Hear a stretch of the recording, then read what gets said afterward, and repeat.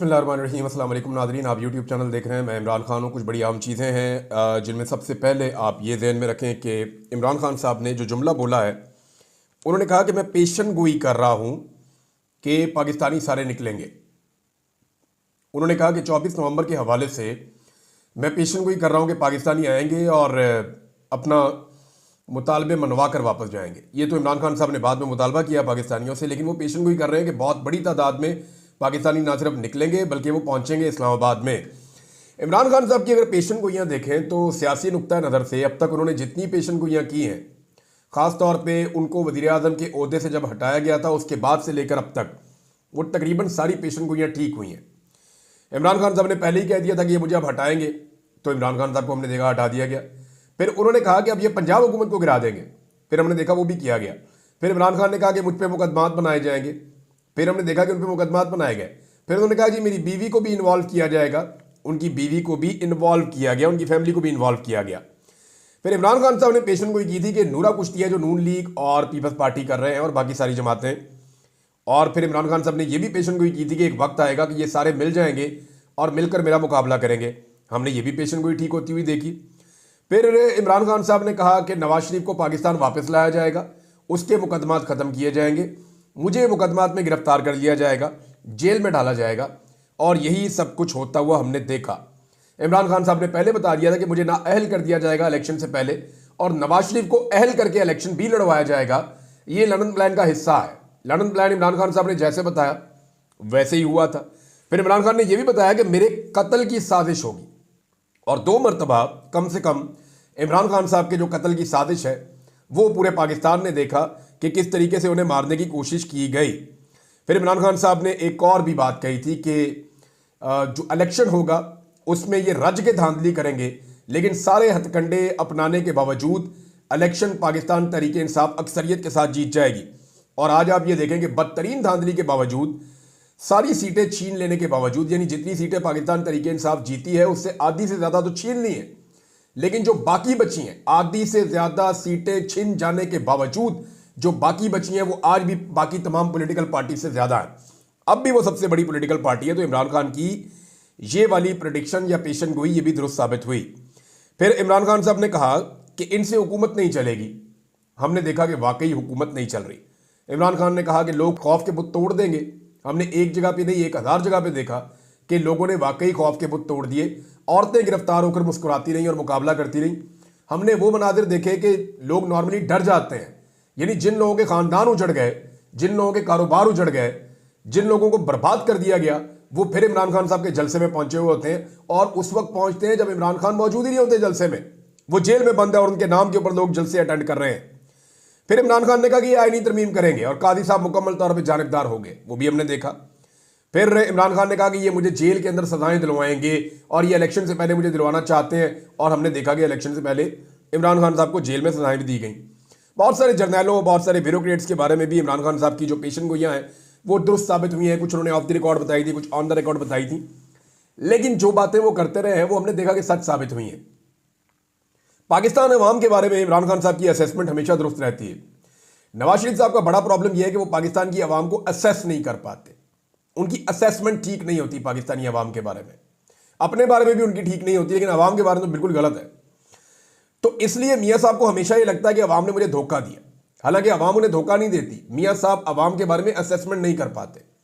इमरान खान साहब हमेशा अवाम के बारे में दुरुस्त असेसमेंट करते हैं। उन्होंने जो जो कहा वही सब कुछ हुआ। यानी एक दिन इमरान खान साहब के साथ बहुत सारे सहाफ़ी और हम लोग बैठे हुए थे और बातचीत हो रही थी पॉलिटिक्स पे। तो इमरान खान साहब के सामने जब एक नुक्ता किसी उनकी पार्टी के बंदे ने रखा तो उन्होंने कहा नहीं, अभी लोग इसके लिए तैयार नहीं है। और वाकई में फिर हमने महसूस किया कि इमरान खान साहब ठीक कह रहे हैं। पब्लिक की नब्ज को वो बहुत अच्छी तरह जानते हैं। अब इस वक्त इमरान खान साहब कैद है, लंबे अरसे से डायरेक्ट इंटरेक्शन उनकी पाकिस्तान के लोगों के साथ नहीं हुई। वो अपनी बहनों, अपनी पार्टी के लोगों और अपने वकला की आंखों से पढ़ते हैं कि बाहर वो क्या देख कर आ रहे हैं। ज़्यादा बोलचाल भी नहीं कर सकते, वो सारी चीज़ें रिकॉर्ड होती हैं, लेकिन उनकी असेसमेंट अब भी गलत साबित नहीं होती। देखना है कि इस मरतबा जो 24 नवंबर के हवाले से इमरान खान साहब ने असेसमेंट की है ये ठीक है या गलत है। दूसरा, मैं एक चीज़ आपको और बताना चाहता हूं कि पाकिस्तान तहरीके इंसाफ ने ये जो अपना एहतजाज डिले किया है इसके पीछे भी कुछ वजूहात हैं। उनमें एक वजह यह है कि पाकिस्तान तहरीके इंसाफ ये चाहती थी कि बाकी पॉलिटिकल पार्टीज भी उनके साथ मिलकर इस एहतजाज का हिस्सा बने, तहरीक इंसाफ ने मुख्तलिफ पॉलिटिकल पार्टी से रब्ता किया था। जो उनके साथ चलने वाले अलाइज हैं वो तो उनके साथ खड़े हैं, पीटीआई के अलाइज उनके साथ खड़े हैं। मिसाल के तौर पे महमूद खान चकजई हो गए या अल्लामा राजा नासिर अब्बास साहब हो गए या दीगर पॉलिटिकल पार्टी जो उनके साथ चल रही है वो तो ठीक है। लेकिन जमात इस्लामी और फजल रहमान साहब ने पाकिस्तान तहरीक इंसाफ के साथ उन्हें ट्रक की बत्ती के पीछे लगाना शुरू किया। तहरीक इंसाफ ने कोशिश की कि फजल रहमान साहब की जमात खास तौर पे उनके एहतजाज का हिस्सा बने, और उन्होंने राइटली कोशिश की, क्योंकि पार्टी के अंदर बहुत सारे लोग भी ये कहते हैं। इमरान खान साहब को तो आइडिया था, लेकिन हिफ्ज़ मा तक़द्दुम कोशिश की गई और ये भी राय दी गई कि इमरान खान साहब को जाकर जेल में मिल रहे हैं फजल रहमान साहब की पार्टी के लोग या फजल रहमान साहब। लेकिन फिर ये मुलाकात नहीं हुई और फिलहाल फजल रहमान साहब ने साबित किया है कि वो अपोजिशन बेंचों पर बैठे जरूर हैं, मगर उनका दिल स्टेटस को के साथ धड़कता है। फजल रहमान साहब के लिए जितना बड़ा मसला इस वक्त जो मौजूदा हाइब्रिड रजीम है, उससे बड़ा मसला फजल रहमान साहब के लिए इमरान खान साहब की मकबूलियत है, खासतौर पर बलूचिस्तान में और खैबर पख्तूनख्वा में इमरान खान साहब की मकबूलियत। जहां फजल रहमान साहब ने इलेक्शन लड़ना होता है, जब तक वो स्पेस इमरान खान साहब के पास रहेगी, फजल रहमान साहब के लिए गुंजाइश नहीं होगी। लिहाजा उन्होंने इस हाइब्रिड रजीम के खिलाफ बात तो करनी है, लेकिन इसको उस वक्त नहीं गिराना जब इमरान खान साहब मकबूलियत के अरूज पे होंगे। ये तो उन्हें कोई फायदा ही नहीं होगा। दोबारा इलेक्शन करेंगे तो होगा क्या? नवाज शरीफ, जरदारी, ये सारे MQM ये फारिग हो जाएंगे। वफाक में इमरान खान साहब की, पंजाब में इमरान खान साहब की और बाकी जो भी इमरान खान साहब की हुकूमत आ जाएगी। फजल रहमान साहब को क्या मिला? फजल रहमान साहब तो यही रहेंगे जो आप हैं, और अगर इलेक्शन ठीक हो गया तो फजल रहमान साहब की 2 सीटें कम ही होंगी, ज्यादा नहीं होगी। तो इसलिए फजल रहमान साहब राइट टाइम का इंतजार करने की कोशिश कर रहे हैं। ये वो फैक्ट्स हैं जो मैंने आपको एहतजाज के हवाले से बताया। पाकिस्तान तहरीक इंसाफ तैयारियां कर रही है, ना सिर्फ पाकिस्तान में, पाकिस्तान के बाहर भी फंडिंग के ऊपर भी मामला शुरू हो चुके हैं कि अब अगर लोगों ने बड़ा एहतजाज करना है और देर तक एहतजाज के अंदर रहना है और अपने मुतालबात पूरी तरह तस्लीम करवाने हैं, तो फिर तो बहुत बड़ी तादाद में, लाखों की तादाद में लोगों को जाना पड़ेगा। तो क्या लाखों की तादाद में लोग इस्लामाबाद जा पाएंगे? इस सवाल का जवाब हमें 24 तारीख को मिलेगा। देन पता चलेगा कि पाकिस्तानी क्या स्ट्रेटजी बनाते हैं और किस तरह वहां पहुंचते हैं। नवाज शरीफ साहब जनाब बरतानिया पहुंच गए हैं दोबारा से, और दोबारा से लंदन प्लान के एक नए फेज के ऊपर काम शुरू कर दिया गया। देखिए मियां साहब की मैं आपको एक चीज बताता हूं कि बरतानिया मियां साहब के लिए मोर्चा है। जब भी कभी मुश्किल वक्त आता है ना किसी फौजी के ऊपर, या मुश्किल वक्त आता है किसी भी फोर्स के ऊपर, तो सबसे पहली कोशिश होती है कि मोर्चे में जाके बैठो, पहले अपना तहफ़्फ़ुज़ करो, अपने मोर्चे में पहुंचो, फिर वहां से मुखालिफिन के ऊपर गोलाबारी करो। तो मियां नवाज शरीफ साहब का और उनकी फैमिली का, शरीफ खानदान का जो मोर्चा है वो बरतानिया है, लंदन। तो सबसे पहले वो अपने मोर्चे पर पहुंचे और फिर उन्होंने जो नेक्स्ट फेज है वहां पे लंदन प्लान का, वो अब शुरू कर दिया है। और ख्वाजा आसिफ और दीगर लोग भी वहां पहुंच गए। उन्होंने एक मीटिंग की है, वो मीटिंग मैंने सुनी है। वहां पे एक पहले सहाफ़ी थे, आजकल PMLN के अंदर हैं, और पंजाब में कोई ओहदा भी लिया हुआ साहब ने, और उनके मोबाइल से कहीं अपलोड हुई थी। मैंने उसको देखा एक प्लेटफॉर्म पे सोशल मीडिया के, तो मैंने देखा काफ़ी परेशान है नवाज शरीफ साहब भी और ख्वाजा आसिफ भी, मरियम भी। 2 चीज़ें ज़्यादा डिस्कस कर रहे थे। नंबर 1 वो लोग डिस्कस कर रहे थे कि ओवरसीज़ पाकिस्तानियों से जान कैसे छुड़ाए, ओवरसीज़ पाकिस्तानियों ने जीना हराम कर रखा है। दूसरा जो प्रॉब्लम वो फेस कर रहे थे, वो ये कर रहे थे कि सोशल मीडिया के ऊपर PTI को काउंटर कैसे करें, क्योंकि PTI इसमें बहुत आगे है। सोशल मीडिया पे PMLN की अगर आप सारी पोस्ट उठा के देखें तो 90% गालियां हैं। वो गाली देते हैं, बदतमीजी करते हैं, क्योंकि उनके पास कंटेंट है ही नहीं। वो कोई फैक्ट्स नहीं दे सकते, कोई फिगर्स नहीं दे सकते, कोई लॉजिकल बात नहीं कर सकते, लिहाजा वो गालियां देते हैं। तो गालियों के साथ जो है वो सोशल मीडिया पे आप मुकाबला नहीं कर सकते। ख्वाजा आसिफ यही कहते हैं उसमें कि यार कंटेंट बनाओ, कुछ कंटेंट बनाओ। भाई आपके पास कुछ होगा तो कंटेंट बनाएंगे ना। पाकिस्तान में महंगाई अपने उरूज पे है, पाकिस्तान के अंदर जो है ये जाली आदादोशुमार ये लेकर आ रही है हुकूमत। अब नवाज शरीफ साहब बार बार कह रहे थे अब एशियन टाइगर पाकिस्तान को मत बनाने वाले हैं अब दोबारा। आप देखें जब भी इनकी हुकूमत जारी होती है ना, या ये काबू आ जाते हैं अवाम के, तो ये फौरी तौर पे रोला डाल देते हैं कि जनाब हम तो बहुत तरक्की ला रहे हैं, पाकिस्तान में देखें हमसे हुकूमत छीन ली है। हालांकि इस वक्त जो आदादोशुमार है ये सारी जाली है, सारे फोर्ज है। पाकिस्तान के अंदर सरमायाकारी लोएस्ट है। पाकिस्तान के अंदर ओवरसीज पाकिस्तानी ट्रस्ट नहीं कर रहे, पैसा नहीं भेज रहे, ये अपने मुंह से मानते हैं। पाकिस्तान में IT इंडस्ट्री नीचे जा रही है, पाकिस्तान की एक्सपोर्ट्स नीचे जा रही हैं, पाकिस्तान के अंदर ज़र मुबादला के ज़खायर नहीं बढ़ रहे हैं, पाकिस्तान के अंदर टारगेट अचीव नहीं हो रहा टैक्स कलेक्शन का। जब ये सारे फिगर्स आपके सामने हैं तो फिर पाकिस्तान तरक्की कैसे कर रहा है? IMF नई से नई शर्तें लेकर आ रहा है। अब पाकिस्तान में ज़राअत के ऊपर टैक्स नए साल से ये शुरू करने जा रहे हैं और टैक्स वसूली शुरू करेंगे। किसानों की भी कमर तोड़ देंगे, ये इंडस्ट्री की तो पहले ही तोड़ दी है।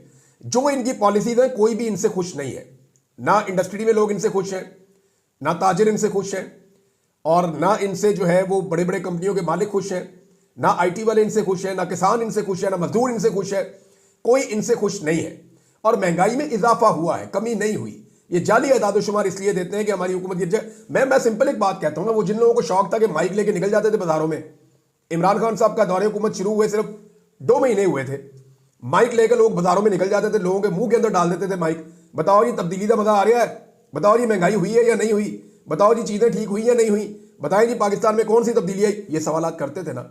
अब जाओ ना जाके लोगों से पूछो कि भाई आटा कितने रुपए किलो है, लोगों से पूछो चीनी कितने की है, लोगों से पूछो दालें कितने की हैं, घी कितने का है, लोगों से पूछो पेट्रोल कैसे मिलता है, लोगों से पूछो कि उनका किचन कैसे चलता है, उनकी रोजी रोटी कैसे चल रही है। जाके लोगों से ये सवालात करो। अब वो लोग आपको लोगों से ये सवालात करते हुए नजर नहीं आ रहे। हाँ, एक टीम हम बना रहे हैं और इंशाल्लाह विद इन अ वीक, एक हफ्ते के अंदर या हो सकता है इससे पहले, हम शुरू करवाएंगे कुछ सर्वे जिनमें लोगों से हम पूछेंगे और उनको शेयर करेंगे सोशल मीडिया पे, ताकि पता चले कि महंगाई ने लोगों पे क्या इंपैक्ट डाला है। क्योंकि पाकिस्तान का मीडिया आपको ये नहीं दिखाएगा। पाकिस्तान का मीडिया आपको वही दिखाएगा जो खबरें उनको नामालूम सोर्सेज से आती हैं। मिसाल के तौर पे जियो न्यूज़ ने खबर चला दी बड़ी अजीब कि जी पाकिस्तान में 2 करोड़ ऐसे शहरी हैं जो फहश किस्म की वेबसाइट्स देखते हैं। हालांकि डाटा ये नहीं कह रहा, और डाटा ये कह रहा है कि 2 करोड़ ऐसे शहरी हैं जो वीपीएन इस्तेमाल करते हैं। और वीपीएन का इस्तेमाल लोग आज पाकिस्तान में यूट्यूब को देखने के लिए कर रहे हैं, क्योंकि बहुत सारे यूट्यूब चैनल्स नहीं दिखाए जा रहे। लोग ट्विटर को इस्तेमाल करने के लिए वीपीएन का इस्तेमाल कर रहे हैं। बहुत सारे लोग अपने कारोबार के लिए वीपीएन का इस्तेमाल कर रहे हैं। कॉर्पोरेट सेक्टर है वो पूरा वीपीएन के ऊपर चलता है। भाई 2 करोड़ लोग इस्तेमाल कर रहे हैं तो सारे के सारे गंदे ही हैं आपकी तरह के। तो ये खबरें जो है ना, जो फीड की जाती है ना जहां से, वो उस तरीके से ही फीड होकर चलती है। तो मीडिया तो वो दिखाएगा नहीं। तो हम कोशिश करेंगे कि महंगाई के जो सारे मामला हैं वो आपके सामने लेकर आए। अब जनाब एक चीज और मैं आपके सामने रखना चाहता हूं, और वो है कि ओवरसीज पाकिस्तानियों के हत्थे चढ़ गए ख्वाजा आसिफ भी। देखिए, मैं नॉर्मली जो रवैया है इस तरह की चीजों की मैं हमायत नहीं करता, लेकिन जो कुछ पाकिस्तानियों के साथ हुआ है, ओवरसीज पाकिस्तानियों का गुस्सा अब जायज नजर आता है। मिसाल के तौर पे जो जुल्म, बर्बरियत, फसाइयत और तबाही इन नाम नेहाद लीडरों ने पाकिस्तान के अंदर मचाई है, उसे देखकर ओवरसीज पाकिस्तानियों का गुस्सा जायज लगना शुरू हो गया है। एक मरतबा आपको याद है, ये यानी ख्वाजा आसिफ 3 दफा इलेक्शन हारे और तीनों दफा इन्होंने एस्टेब्लिशमेंट से कह के जीता है। 2 दफा उस्मान डार से हारे और 1 दफा उस्मान डार की वालदा रेहाना डार साहबा से हारे। अब ये ख्वाजा आसिफ साहब बैठ के जो है वो भाषण दें इखलाकियात के, तो वो तो फिर अच्छी बात नहीं है ना। क्या खवातीन के गिरेबानों पे हाथ नहीं डाले गए ख्वाजा आसिफ साहब के शहर में, और उन खवातीन के गिरेबानों पे जो इनके खिलाफ है या जो इनके ओपोनेंट है, जुल्म और बर्बरियत नहीं की गई? लगातार की गई है, बार बार की गई है। और अब जूते साफ करके इन्होंने एक आलमी रिकॉर्ड बना दिया जूते साफ करने का। अगर फितना फैलाने का या लोगों को उकसाने का कोई अवार्ड होता ना, तो नंबर 1 अवार्ड ख्वाजा साहब को मिल जाता। ये लोगों को बहुत इंस्टिगेट करते हैं, बहुत गुस्सा दिलाते हैं। इनकी कोशिश होती है कि लोग इदारों के साथ लड़े झगड़े और उस झगड़े का फायदा इनकी पॉलिटिकल पार्टी को। बहुत बारीक वारदात डालते हैं ख्वाजा साहब, लेकिन ओवरसीज पाकिस्तानी पढ़े लिखे बाशऊर है, उन्हें इस बात की समझ है। अच्छा, सोशल मीडिया के हवाले से ना ताहिर अशरफी साहब का स्टेटमेंट है, मैं आपको पढ़ के सुनाना चाहूंगा। ताहिर अशरफी साहब इमरान खान साहब के साथ भी होते थे, उससे पहले भी हुकूमत के साथ होते थे, अब भी हुकूमत के साथ ही हैं, निगरान हुकूमत के साथ भी थे। तो एक्चुअली ताहिर अशरफी साहब जो है वो एस्टेब्लिशमेंट के साथ हैं। इनके फौज में बड़े अच्छे ताल्लुकात हैं, ये वहाँ लगातार ताल्लुकात अपने मेंटेन रखते हैं। जो भी हुकूमत आती है तो ये हुकूमत में ही रहते हैं, क्योंकि एस्टेब्लिशमेंट हमेशा हुकूमत में होती है। तो ताहिर अशरफी साहब एक्चुअली एस्टेब्लिशमेंट के आदमी, तो ये भी हुकूमत में ही होते हैं। और इन्होंने कुछ सऊदी अरब में भी ताल्लुकात थोड़े बहुत बनाए हुए हैं। अब कहते हैं जी कि नौजवान नस्ल को बचाने के लिए फायरवॉल लगानी पड़े, वीपीएन बंद करना पड़े, करें, आपको ये तमाम इकदाम करना होंगे। अब मैं इसको जरा पूरा कर देता हूं उनके स्टेटमेंट को, कि नौजवान नस्ल को शऊर से बचाने के लिए फायरवॉल लगानी पड़े, वीपीएन बंद करना पड़े। यार आप आलम दीन है हाफ साहब, आप तो हमें ये बताते रहे हैं, जब आपको बारी आ जाए आपकी इंसाफ करने की, बारी आ जाए आपकी जुल्म के खिलाफ बोलने की, तो आप हमें हजरत उमर फारूक रज़ियल्लाहु अन्हु की मिसालें देते हैं। आप बताते हैं कि वो तो उनके सामने कोई भी खड़ा होकर सवाल कर सकता था। मस्जिद में वो नमाज पढ़ाने लेट आ जाए तो वहां खड़े होकर सवाल हो जाता था, और वो उसको माइंड नहीं करते थे बल्कि शुक्रिया अदा करते थे। अगर उनका कपड़ा ज्यादा है तो वहां सवाल हो जाता था कि जनाब आपका कपड़ा कैसे बन गया, आपका तो कद बड़ा है, तो वो वहां पे जवाब देने के लिए पाबंद हो जाते थे। तो हमें ऐसी अहादीस और ऐसे वाकयात आप और आपके उलमा सुनाते हैं कि यार अकाउंटेबल करो हुक्मरानों को, और शऊर एक बड़ी अच्छी चीज है। लेकिन अब जब नौजवान सवालात करते हैं तो आपको बदतमीजी लगती है। भी नौजवान क्या पूछ रहे हैं? वो ये पूछ रहे हैं भी हमारा मैंडेट किधर गया? ताहिर अशरफी साहब कुरान पाक पे आप हाथ रख लें और ये कह दें कि मैंडेट जो है वो छीना नहीं गया इस इलेक्शन में। छीना तो हर इलेक्शन में जाता है, लेकिन क्या इस इलेक्शन से ज्यादा ज्यादती कभी आपने अपनी पूरी जिंदगी में होते हुए देखी है? कभी भी आपने इतनी बड़ी ज्यादती अपनी पूरी जिंदगी में होते हुए नहीं देखी होगी। ओवरसीज पाकिस्तानी नादरीन उन्होंने तबाही फेर दी है गलियों के अंदर, हर जगह के अंदर, जहां से ये निकलते हैं। हिल्टन होटल के बाहर ये जब निकले मीटिंग करके, उन्होंने चोर चोर, और सबसे उनका पसंदीदा नारा है वो मरियम के पापा चोर हैं। ये वो बहुत ज्यादा लगाते हैं ओवरसीज पाकिस्तानी नारा। मुझे लगता है उन्हें किसी ने बता दिया कि इस नारे से नवाज शरीफ या मरियम नवाज बहुत चिढ़ते हैं, तो उनको ये वाला नारा सुनाओ। अब वो वहां पे अपने साथ जो है वो वर्कर शर्कर लेके घूम रहे हैं। यहाँ पंजाब से भी लोगों को साथ लेकर गए हुए हैं, पता नहीं किसके खर्चे में बंदे पहुंच गए हैं वहां पे, लेकिन बंदे पहुंच गए हैं। और वहां पे 20-22 लोग अपने साथ लेकर घूमते हैं। दूसरी तरफ ओवरसीज पाकिस्तानी भी इकट्ठे होकर आ जाते हैं। जिन ओवरसीज पाकिस्तानियों के ऊपर पाकिस्तान में कार्रवाइयां की गई और ये क्लेम किया गया कि अब ये डर गए हैं, किसी सूरत बाहर नहीं निकलेंगे, किसी सूरत आकर एहतजाज नहीं करेंगे, वो सारे ओवरसीज पाकिस्तानी दोबारा पहुंचे हुए थे खौफ के बुत तोड़कर, और वो एहतजाज कर रहे थे। उन्होंने अपनी वीडियोस बना के बताया कि जनाब हमें कोई खौफ नहीं है, हम इस जुल्म और फस्तायत के खिलाफ खड़े रहेंगे। अब ये जहां से निकलते हैं इनके सामने नारे, ये जहां से निकलते हैं इनको चोर चोर लोग कहते हैं। जबकि दूसरी जानिब से जो PMLN वाले अपने लोगों को लेकर गए हैं, आप वीडियोस निकाल दें। यानी मैं खुद देख रहा था कि खातून खड़ी है पाकिस्तान तहरीक इंसाफ की, वो ये कह रही है कि आप अपनी जबान देखें, हम एहतजाज कर रहे हैं, हम सिर्फ ये कह रहे हैं कि इन्होंने चोरी की है, हम ये कह रहे हैं ये मैंडेट चोर है, इन्होंने मुल्क को लूटा है। आप गालियां क्यों दे रहे हैं? और दूसरी तरफ से माँ की गालियां, बहन की गालियां, गंदी गालियां, और जो शख्स दे रहा है वो पंजाब में एक ओहदे पे बिठाया हुआ है इन्होंने। मुझे हैरत होती है वैसे कि इनकी पसंद क्या है, और जानबूझकर ऐसे लोगों को बिठाते हैं मेरे ख्याल में। मोहम्मद जुबैर साहब ने भी एक और पोल खोल दिया है, और ये जो पोल मोहम्मद जुबैर साहब ने खोला ये बड़ा खौफनाक है, और मेरी एक खबर की तस्दीक है। आपको याद होगा मैंने एक खबर आपको दी थी, ये काफ़ी पहले की बात है। मैंने आपको बताया था कि नवाज शरीफ साहब की जो मुलाकातें हैं जेल में जब वो कैद थे, उनका वर्ल्ड रिकॉर्ड है। मैंने आपसे बताया था कि पर डे पे जब आप डिवाइड करते हैं उनकी मुलाकातें, तो जितने दिन नवाज शरीफ साहब जेल में रहे हैं उनके रहने की मुद्दत के ऊपर अगर उन मुलाकातों को डिवाइड करें तो पर डे 20 से 22 मुलाकातें बनती हैं, 20 से ऊपर बनती हैं। इतनी मुलाकातें मियां नवाज शरीफ साहब ने की हैं। मोहम्मद जुबैर साहब जो उन दिनों में नवाज शरीफ साहब की आंख का तारा हुआ करते थे, वो फरमाते हैं जी कि उन्होंने तस्दीक की इस खबर की कि मियां साहब हर जुमेरात को 150 से 200 लोगों से मिलते थे। यानी 200 लोग मियां साहब को मिलने जाते थे, और सिर्फ जुमेरात वाले दिन ये मुलाकातें होती थी। रोज़ाना की मुलाकातें अलग हैं जो ऑब्लाइज करके करवाई जाती हैं, और उसके अलावा जो मुलाकातों वाले दिन है उनकी मुलाकातें अलग करवाई जाती थी। तो मियां साहब की मौजें लगी हुई थी, और पाकिस्तान तहरीक इंसाफ के दौर में कोई पाबंदी नहीं लगाई जाती थी। जबकि अभी दफा 144 के नाम के ऊपर 3 अपोजिशन लीडर, पंजाब का भी, कौमी असम्बली का भी और सेनेट का भी, तीनों को उठा लिया जाता है। कहां से? अडियाला जेल के बाहर से, कि ये इमरान खान को मिलने आए हैं, तो इकट्ठे क्यों आ गए? दफा 144 के नाम के ऊपर उठा लिया जाता है। अब आप अंदाजा कीजिए कि कितना फर्क है पाकिस्तान तहरीक इंसाफ के तर्ज सियासत में और PMLN के पुराने घटिया तर्ज सियासत में। ये उसी तरीके पर चल रहे हैं जिस पे हमेशा चलते रहे हैं। मरियम नवाज साहबा ने एक क्लेम किया जी कि मेरा जो इलाज है वो पाकिस्तान में है ही नहीं, बल्कि दुनिया के सिर्फ 2 मुल्कों में है, एक अमेरिका में है और एक जिनेवा में है, और दुनिया के और किसी मुल्क में इलाज नहीं है। उन्होंने जो बीमारी बताई उस हवाले से मैंने कुछ डॉक्टर्स हैं, सीनियर सर्जन हैं, उनसे मैंने रब्ता किया, उन्होंने इसके बारे में बड़ी तफसीलात बताई हैं। वो मैं आपके साथ बाद में शेयर कर दूंगा। एक और चीज़, एक फोर्ज डॉक्यूमेंट है, एक जाली खबर है जिसको PMLN और एस्टैब्लिशमेंट से ताल्लुक़ रखने वाले कुछ सहाफ़ी फैला रहे हैं। अगली वीलॉग में आपको बताऊंगा। अब तक के लिए इतने, अपना ख्याल रखिएगा, अपने चैनल का भी। अल्लाह हाफ़िज़।